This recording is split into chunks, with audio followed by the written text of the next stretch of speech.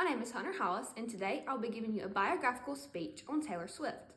Have you ever wondered how to be a huge hit by the time you're 16? One might look at award-winning Taylor Swift to find out. Today, I'll be telling you about Taylor's life before, during, and after becoming the pop star we all know today. You might have wondered what Taylor's life looked like before all the paparazzis, top hits, and award shows. She's loved music her whole life. She grew up on a Christmas tree farm in West Reading, Pennsylvania. She is the eldest of 2 children. Her younger brother is producer and actor Austin Swift. According to Michael Ray in his article, Taylor Swift, Taylor's time in the lights began in children's theater, which then progressed her to singing the Star-Spangled Banner in front of thousands at a Philadelphia 76ers basketball game. At the age of 12, Taylor began her songwriting career. In support of their daughter's dream to become a musician, Taylor's parents sold the farm and moved the family to Hendersonville, Tennessee. This put Taylor closer to Nashville and opened up a number of opportunities for her music career. Less than a year later, she signed with her first record label, Sony ATV. Under this label, she performed at many different events in Nashville. At one of these events, a man named Scott Borchetta saw her and signed her to his Big Machine label. Under this label, Taylor released her first song in 2006. It was titled Tim McGraw and was the first of many singles of hers to hit the charts. Ray continues Taylor's story in the same article. She released her first album at the age of 16. This album was titled Taylor Swift. This album caught the attention of many famous country stars. Rascal Flatts, George Strait, Kenny Chesney, Tim McGraw, and Faith Hill even asked her to open for each of their tours. But not only did it catch the attention of these famous people's hearts, she also caught the attention of fans all over the U.S. She sold more than 1 million copies, and this became her first platinum album. In November of 2007, Taylor won the Horizon Award for the Best New Artist at the Country Music Association. For 7 years, Taylor stole the hearts of her country fans. She released 3 more country albums, which were all successful. Her first entry into the pop genre was with her album titled 1989. Itzelf Gamboa elaborates on this new side of Taylor in her article titled Taylor Swift's Genre Hopping Music Evolution. She expressed how Shake It Off was this album's #1 hit.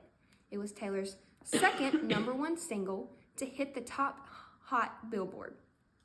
But not only was this one song a hit, the whole album won a Grammy at that year's awards. But not only did Taylor's genre change, her message changed as well. She used to just talk about love and relationships, but with 1989, she focused more on the pressures that came with being famous and how those pressures affected her life.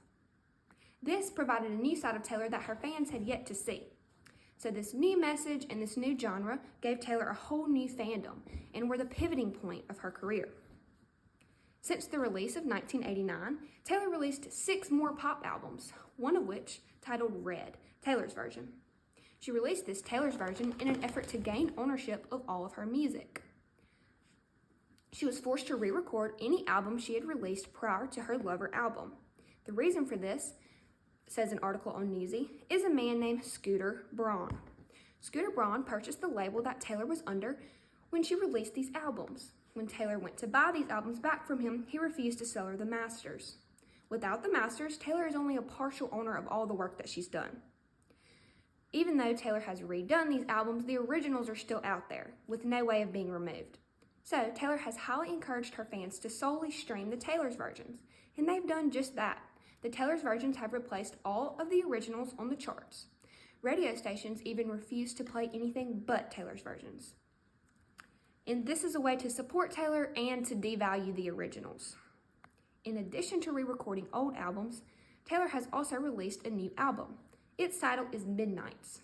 It was released on October 21st with 13 tracks. But a few hours later, Taylor surprised her fans by releasing 7 more tracks, giving it a total of 20 songs. This is the first time in history that the top 10 Billboard songs were all songs from one album, and that album is Midnights. 4 days later, Taylor released a music video to the song Bejeweled. She acted, directed, and produced this video. But Taylor didn't stop there. On November 1st, Taylor released to the whole world that she'll be going on tour for the first time since 2020. She titled this tour her Eras Tour and will be singing tracks from all of her past albums. Her fans are over the moon about this, and it starts in Glendale, Arizona on March the 7th, 2023. As you have heard, Taylor has been on quite the journey to become the pop star we all know today. Her childhood love for music led her to a career in country, which then transitioned her to being the worldwide pop star we all know today. So, on April 29th, 2023, when I get to go see Taylor Swift in concert, I will remember the time and effort she has put to being up on that stage, all while I sing and dance my heart out.